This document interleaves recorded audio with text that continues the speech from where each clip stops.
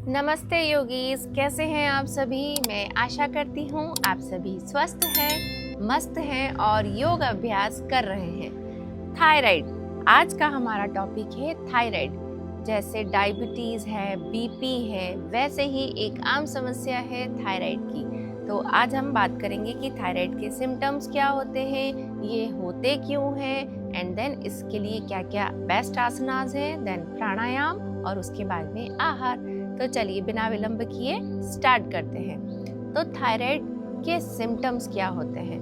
कभी कभी शरीर में दुर्बलता आना, कमजोरी आना, हमारा गले का ये वाला एरिया, इसमें सूजन दिखाई देना, आँखों में कमजोरी आना, थकान महसूस करना। जब भी हमें इस तरीके के सिम्टम्स नज़र आए, जैसे कि पीरियड्स इरेगुलर हो जाना, ये सभी प्रॉब्लम्स थायराइड के सिम्टम्स होते हैं। इसके लिए हमें एक बारी डॉक्टर से ज़रूर चेकअप करवा लेना चाहिए। अब बात करते हैं कि इसे कंट्रोल करने के लिए आसन क्या क्या रहते हैं। तो आसन वही रहेंगे जिससे हमारे थायराइड वाले एरिया की प्रॉपर एक्सरसाइज हो, जिसमें खिंचाव हो, दबाव हो।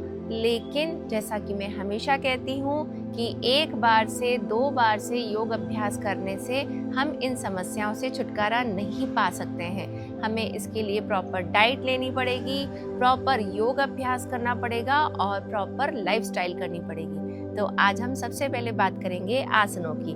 तो उसके लिए हम स्टार्ट करते हैं। सबसे पहला आसन है केट एंड काउ पोज। उसके लिए हम इस तरीके से एंड ऊपर की तरफ, जब हम अपनी गर्दन को ऊपर की तरफ ले जाएंगे तो हमारा लोअर एब्डोमेन एरिया नीचे की तरफ होगा, जिससे हमारी गर्दन के ऊपर ज्यादा से ज्यादा खिंचाव। एंड देन धीरे धीरे गर्दन को अपनी चेस्ट से लगाने की कोशिश। And up and down,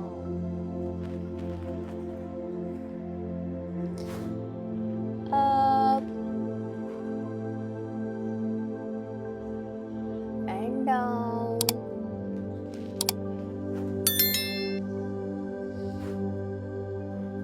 up down, up, down. One last time, up and down. Relax in Dandasana.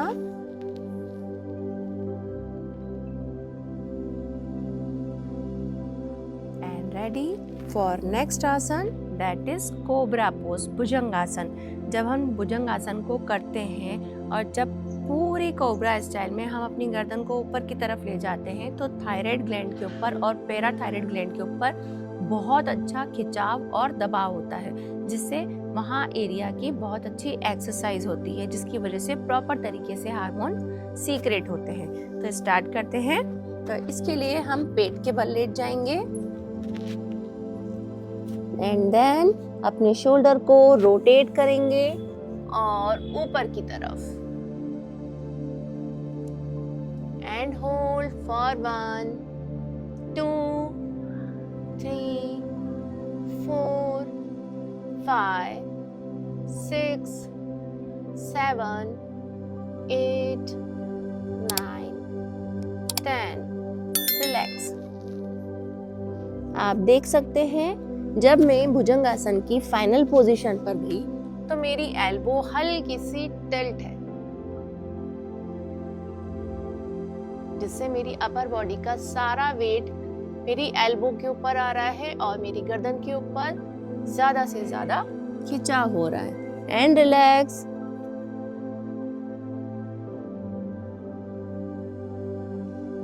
And ready for next asana, that is Setubandhasana, bridge pose. और इसके लिए हम पीठ के बल आ जाएंगे और अपने दोनों पैरों को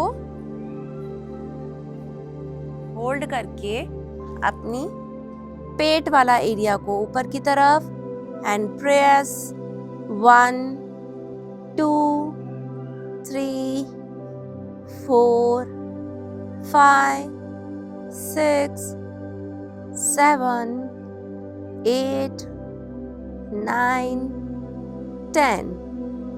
रिलैक्स। हो सकता है कि हम इनिशियली इस तरीके से होल्ड नहीं कर पाए, तो उसके लिए हम अप एंड डाउन प्रोसेस करेंगे। होल्ड फॉर 1, रिलैक्स 2 3 4 5 6 7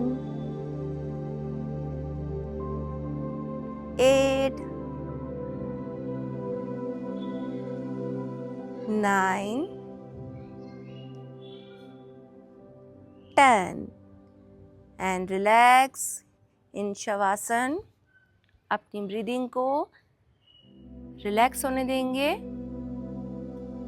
और फिर रेडी हो जाएंगे फॉर द नेक्स्ट आसन। इसके लिए हम जाएंगे सर्वांगासन। सर्वांगासन के लिए सबसे पहले हम फाइनल पोजीशन में आते हैं and hold for 10 9 8 7 6 5 4 3 2 1। Relax and relax. और अब देखेंगे कि ज़रूरी नहीं है कि हम कोई भी इस सर्वांगासन को अच्छे से कर सके। हो सकता है कि आप में से काफ़ी लोग इस आसन को नहीं कर पाए, तो इसके लिए हम पहले जाएंगे विपरीत करनी में। विपरीत करनी के लिए आप हिप एरिया के नीचे पिलो रख सकते हैं, कोई भी सपोर्ट रख सकते हैं, और अभ्यासरत होने के बाद ही हम अपने पैरों को ऊपर की तरफ ले जाने का ट्राई करें। And relax.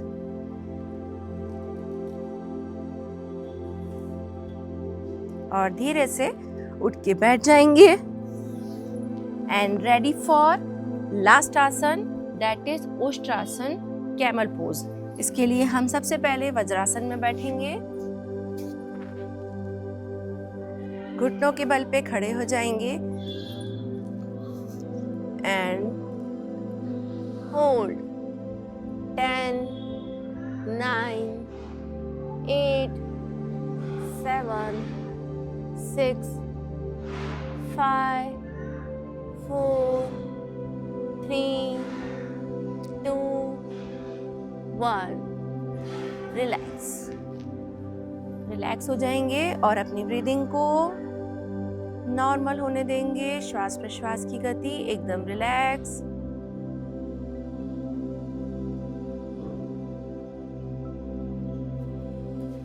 जब भी हम इन आसनों का अभ्यास करते हैं तो हमारे शरीर में एक थकान फील होती है, क्योंकि हमने इन आसनों को पहले कभी नहीं किया।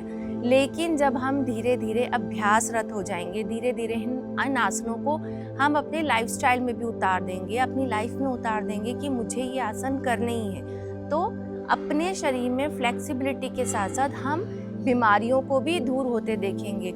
ज़रूरी नहीं है कि हम इन आसनों को एक बार में कर सकें। हो सकता है अभ्यास करने के बाद आप इससे भी अच्छा कर सके, इससे भी अच्छा कर सके। और लेकिन छोटी सी विनती है आपसे कि जब भी हम इन आसनों को करें तो हम जिस पर्पस के लिए कर रहे हैं, जैसे आज हमने थायराइड के लिए इन आसन को किया है, तो हम खुद फील करें कि इन आसनों के अभ्यास से थायराइड ग्लैंड के ऊपर कितना खिंचाव और कितना दबाव आ रहा है और आपके शरीर में कितनी ज़्यादा स्फूर्ति और कितनी ज़्यादा एनर्जी आ रही है। तो चलिए नेक्स्ट हम बात करते हैं प्राणायाम के लिए।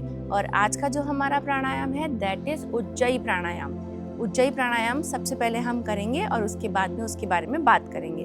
तो उज्जयी प्राणायाम के लिए आप वज्रासन में भी बैठ सकते हैं, आप पद्मासन में भी बैठ सकते हैं और आप सुखासन में भी बैठ सकते हैं।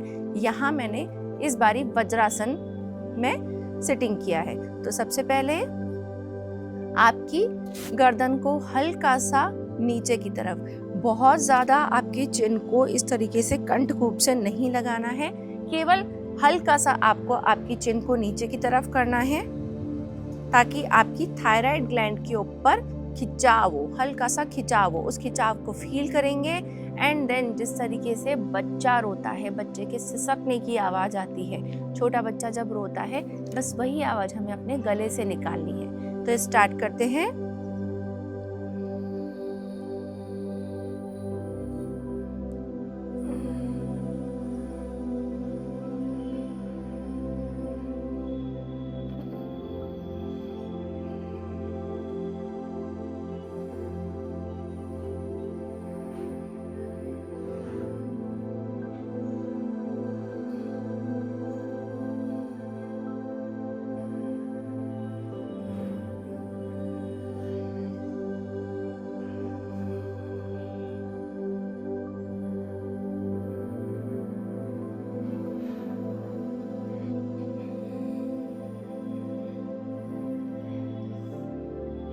राउंड पूरा करके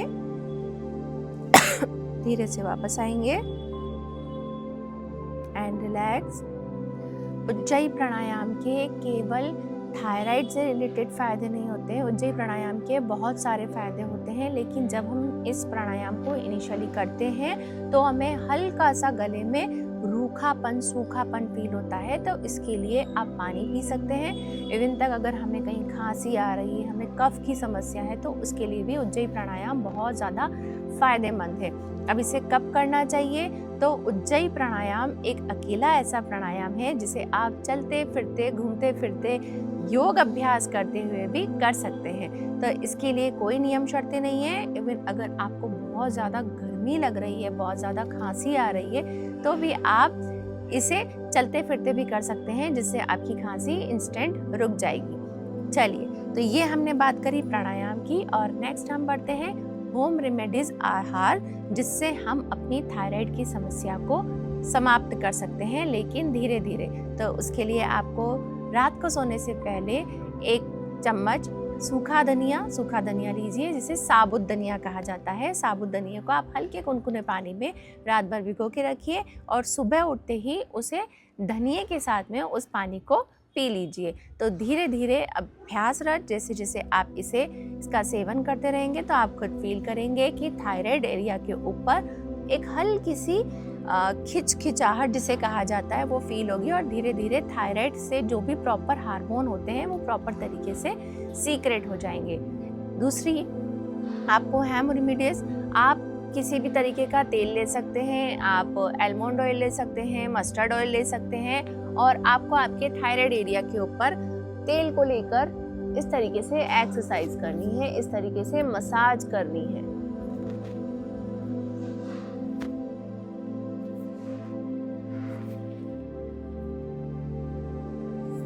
इस एक्सरसाइज से, इस मसाज से भी थायराइड को बहुत ज़्यादा फ़ायदा मिलता है। ये बीमारी धीरे धीरे दूर होती जाती है। दूसरी बात, आपको पानी का सेवन करना ही करना है। स्टे हाइड्रेट, प्लीज़ पानी ज़्यादा से ज़्यादा पीजिए, क्योंकि पानी हमारे शरीर के लिए बहुत ज़्यादा ज़रूरी होता है। पालक को अवॉइड कीजिए, जो हरी पत्तेदार सब्जियां होती है, वो भी थायराइड बढ़ाने का एक बहुत बड़ा रीज़न होता है। हरी सब्जियों को सीजनल खाना अच्छा है, लेकिन जैसे अभी मौसम चेंज हो रहा है तो इन हरी सब्जियों को अवॉइड कीजिए। तो आज के लिए केवल इतना ही, और नेक्स्ट हम किस टॉपिक के ऊपर अपने वीडियोस को बनाएं, तो आप लोग प्लीज़ मुझे कमेंट बॉक्स में बताइए।